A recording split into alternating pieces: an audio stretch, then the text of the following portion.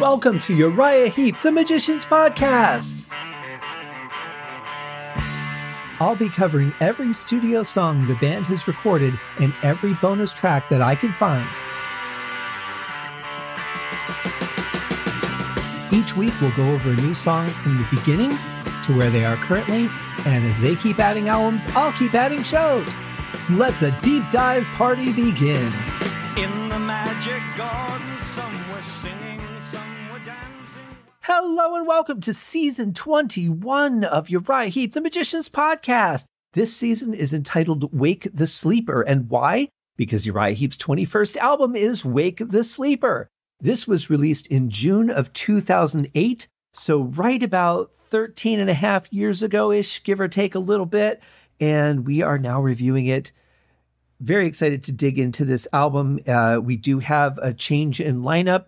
Unfortunately, Lee Kerslake had to bow out of the band for health reasons, and now we have joining us our current drummer and very energetic, very passionate guy, very talented Russell Gilbrook takes over duties on drums, but on bass we still have Trevor Boulder, we still have Phil Lanzon on keys, Bernie Shaw on vocals, and Mick on guitar. Now, this album cover is really interesting. It has such a unique feel to it. It's slightly fuzzy, which I kind of like. I like that it's not like a crystal clear picture. It gives me the feel of, I would say, like a fishing tank that is a little bit cloudy water in it and has a lot of moss growing in it, because in the sky we've got like greenish clouds. We've got a little bit of green on the statue. And of course we have a really nice tree in there. There's some electricity, some really killer lightning going on far in the background with the moon. There seems to be some sort of tower or castle or something in the background. It's very European, it feels. Of course, there's, the statue has a revealing one breast and then some sort of cloak that didn't want to cover that one breast. Very, very common for some of the artwork that we've seen on Uriah Heep.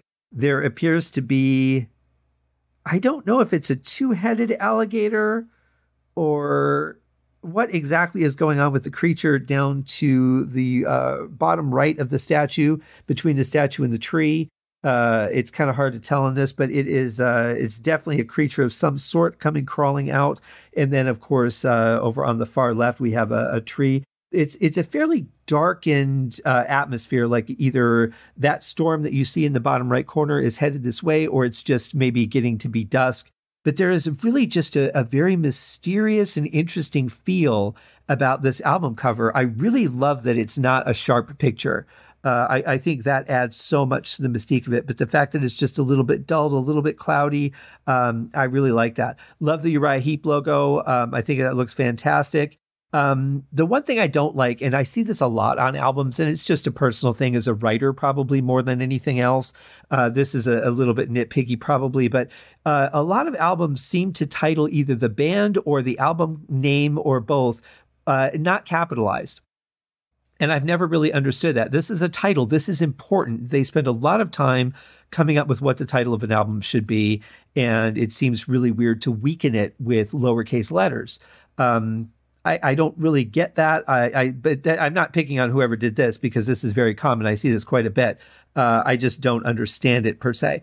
But anyway, we have 11 tracks on here. I did find an extra bonus track that we will get to at the end of the season, but it is not on the release of the album I was able to find. I don't see that there was actually any really kind of enhanced or deluxe edition to this one. The book itself is very simple. It's just got a picture of them on the back, and then on the inside it's got another picture of them that has that sort of vintage brown look to it. Very interesting shot of the band. Really shows how tall Phil is. Especially sitting next to Russell, the newest member, who's actually the shortest guy in the band, but not by much. But Phil is just such a tall guy that to pit him next to the shortest guy is really kind of an interesting way of doing things. And then the other three guys, Bernie, Mick, and Trevor. Trevor's a little bit taller than Bernie. Bernie is slightly taller than Mick. But it's just a really weird setup height-wise for them, whereas the back cover has things done to where Bernie looks like he's the tallest. Trevor looks like he's the shortest because really he's furthest in the background. Russell is still standing next to Phil, but Phil looks a lot shorter. It's just, really weird the way that they line people up for photographs and the difference of reality that they can bring, because obviously they're between just the two pictures. If you look at them right next to each other, there's a vast difference in the way that they look height-wise.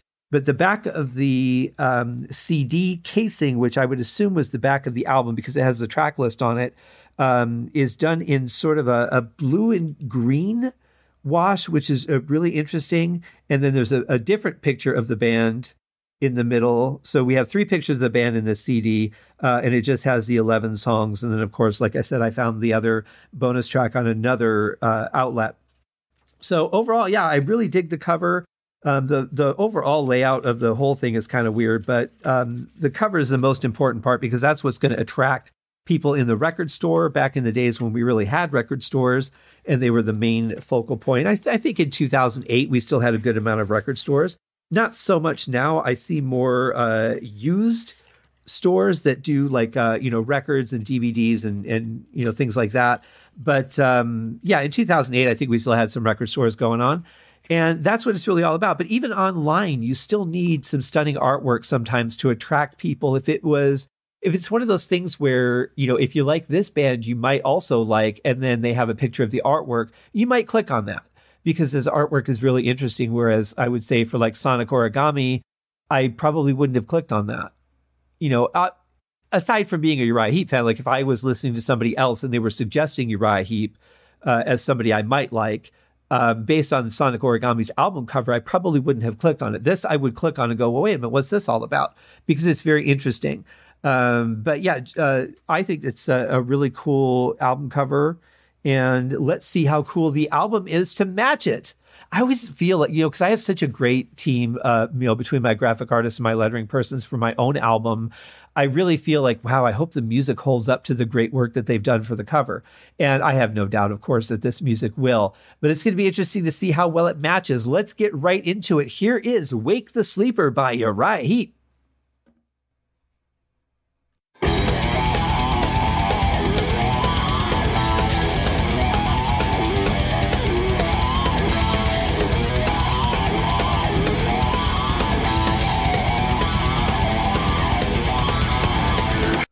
And that, ladies and gentlemen, is how you open a rock and roll album. Kick-ass beat, great strong double bass, really clear sounding too. Love the way the cymbal cuts in through that in between the bass drums. Really nice thick snare. You got a killer riff going on. Really interesting guitar sound too. I don't know exactly how to explain that. Again, not being a guitarist probably does not help me in this case, but it's got a really interesting sound. Love that. Love the tone. Love what he's playing.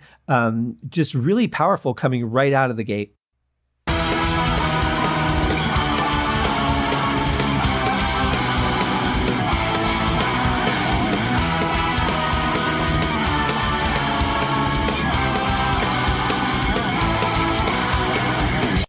And then, of course, stamping that classic Heep sound on top of it vocally. It's saying, this is going to be a heavy, hard-edged album, and we're not changing who we are to make it happen. I really like that. I think the vocals sound great. I like the support of the band behind this. You can hear the organ, you can hear the guitars, you can hear the drums. Bass, I can't really pick out specifically, but those bass drums are pretty heavy, so it might be drowning out some of those bass frequencies. But I think he's playing along with Mick on that. So let's see where it goes from here.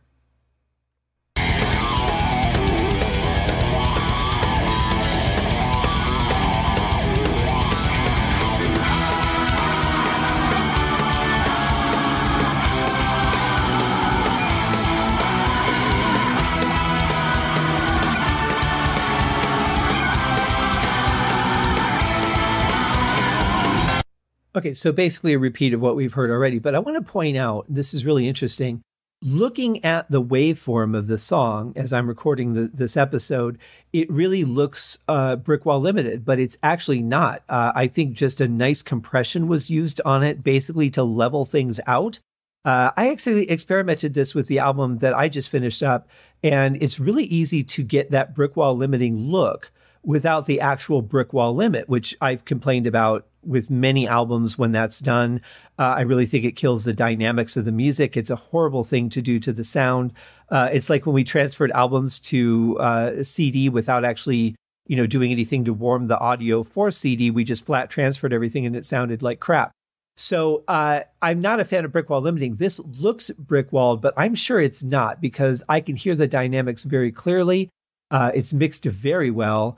And I think they just used some nice compression to even out the overall volume of the song, which is a much better approach to maximizing volume without really killing all the little nuances that make the band magical and make them who they are.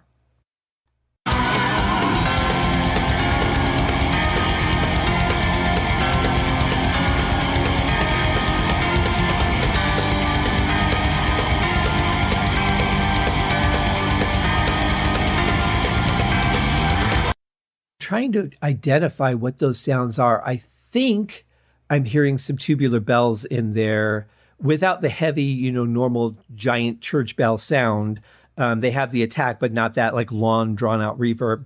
And then, unless it's getting buried in the mix, which it could be, but I think there's another tone that's happening with them that's changing that sound a little bit. I can't tell exactly what it is though, but I love the overall sound of this. Love the pace of the song. It hasn't stopped yet. It's relentless. We're 1 minute and 8 in, and it's just been, high fever the whole time.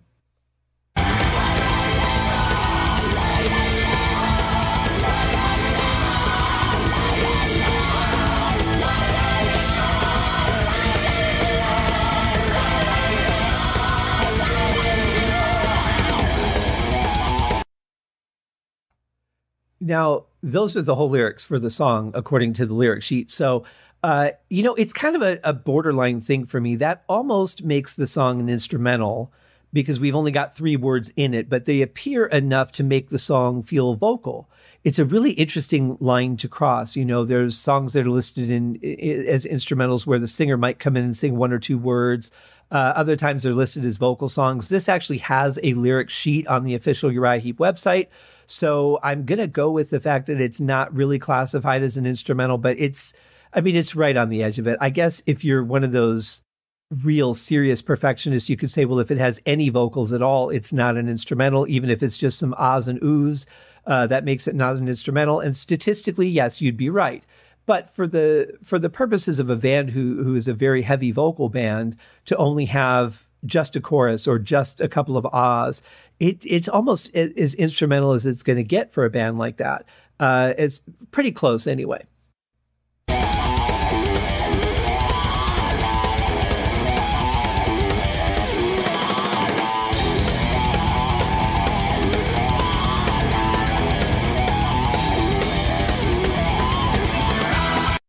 Well, I know a guitar player or two out there will probably want to chime in on this because you guys know the techniques a lot more than I do. But I know there's something different about the way that Mick is playing this, which gives it that sound. I don't know if it's tapping or something that he's doing on the fretboard or what it is, but I think there's something different in the technique that causes this type of sound, which I really enjoy. It's not something I'd want to hear on every song. There was a time when it was a fairly common sound that I would hear on metal albums. But it does get old after a while. But to do it here and there as a technique is pretty cool. I really like the way it sounds here, though. I think it works really well with the drums. It just sets an interesting tone for the album. And it says this is going to be something different, something that you're not used to from Uriah Heep. And overall, the whole sound has a real edge to it, doesn't it? It really sounds much heavier and more metal than their other stuff has in the past.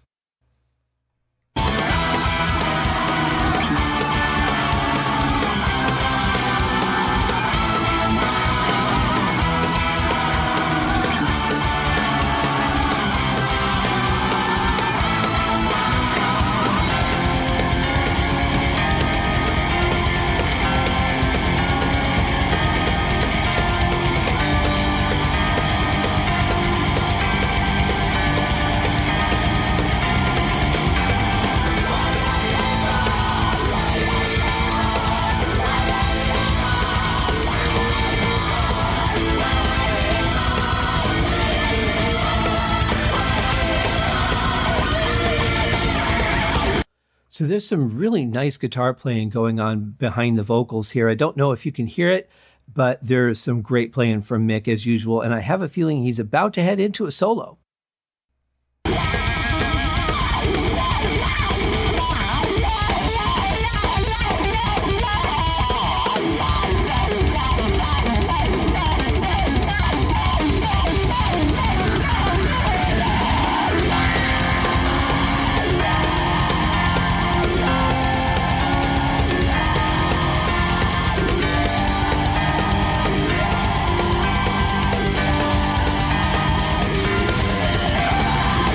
There's a really nice build from Phil in there.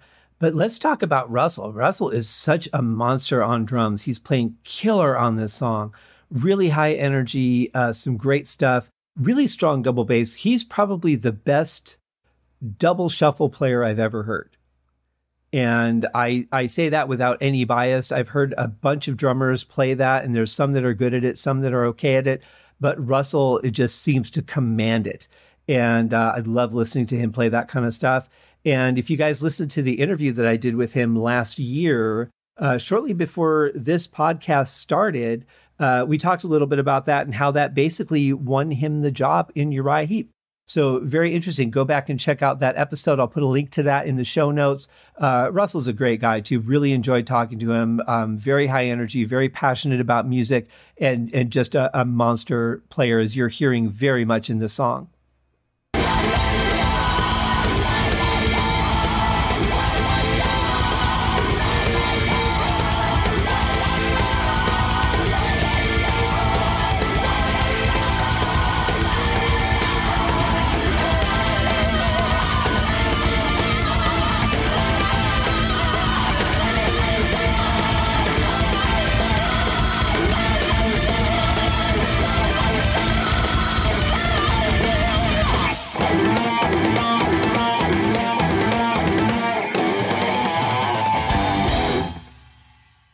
Holy crap, what an ending. I did not expect anything quite so progressive at the end, but that sounded fantastic. We're really getting a brand new Uriah Heep here. There's, there was a 10-year gap too in the albums from Sea of Light to Wake the Sleeper. And so, there's been just a lot of time for things to evolve, and people developing individually, people developing within the band, probably some festivals and things in there. But it's a long time, and we're talking a different time in music again from where they were, in 98 to 2008. There's been massive changes in the industry, both in technology, the kind of music that's being played, the way music is being recorded, and really mixed a lot more on computer now. So there's a lot of things that have happened between the last album and this one. And then if you notice in the sound as well, it's very, very different. We've only had one member change, but obviously, at least for the purposes of this song, Russell was very aggressive on it, and it really changed the sound. But I love the ending, very unexpected. I'm going to have to sit there and count that at some point, because I think it's really interesting, the timing of the ending, the way it was played. Again, a little bit different than you would normally get in a part like that. But that's Heep, man. That's what they're all about. They're all about doing things their own way, which is one of the reasons that I love their music so much. But great song, great way to kick off an album, great way to say, here's our new drummer. Really, I think this song pays a lot of tribute to Russell. Mick's playing some killer stuff in there. I think Trevor's pretty much following Mick. I couldn't really pick out bass specifically. The bass drums are very heavy on this, so it could be, just hitting those frequencies that are similar enough to make it harder to hear the bass. But in any case, it's a great song, a great way to start an album, and a great way to end our week. Happy Friday, guys. I hope that you have a fantastic weekend. Do something great for yourself, and take a moment to do something great for somebody else, will you? It means a lot. It's what saves people's lives sometimes. We'll see you guys next week. Cheers. Thank you for joining me on this episode of Uriah Heep, the Magicians Podcast. If you have enjoyed this show, please consider going over to Apple Podcasts or your favorite podcast outlet, leaving a rating or a review. Be sure to subscribe to make sure that you are notified when new episodes are available. Please be sure to share this podcast with your fellow Uriah Heep enthusiasts and anyone who you think would like Uriah Heep, which should be everyone. And if you are so inclined, please feel free to contribute to the Patreon account. And if you are not a Patreon subscriber, you can also pay through the PayPal link on the website listed in the show links below. I would also like to thank Uriah Heep for their very generous support of the show, and thank you guys for listening. We'll see you in the next episode. Happy days!